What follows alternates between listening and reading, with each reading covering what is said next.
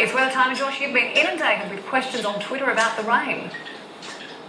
And Georgie, Tyrone was one of our fantastic viewers that on Twitter posed the question, Josh, why all the rain through the inland while the southeast has remained dry? And it's a great question looking at the rain over the past 7 days across the state. Some of the rain totals for the month of February have been nothing short of extraordinary. Kawanyama in the state's north, 1,400 millimetres, that's 1.4 metres of water.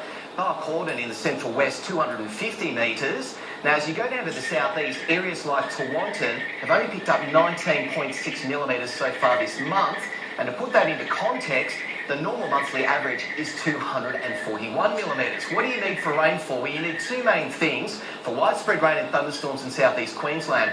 One's an unstable atmosphere. We've had that each and every afternoon this week. The second is a trigger, and we usually see two types of triggers across southeast Queensland. Now, the first one is orographic lift. Now, this occurs when an air mass is forced from a low elevation to a high elevation, and as it moves over rising terrain. Now, the air mass gains altitude very quickly and then cools, which can then raise the relative humidity to 100% and create clouds, and under the right conditions, rain and storms. Now, we did see that earlier this week across areas of the southeast ranges. Thunderstorms did pop up, the steering winds were too weak to push them across to the east coast.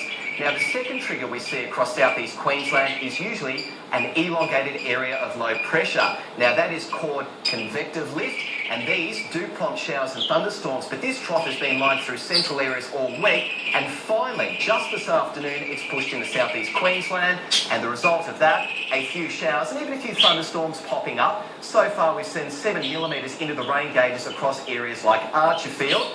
But we would love to see a little bit more, because I know the rain tanks are getting a little bit low and those gardens a little bit bare. 10 Eyewitness News will be watching that for you over the coming week.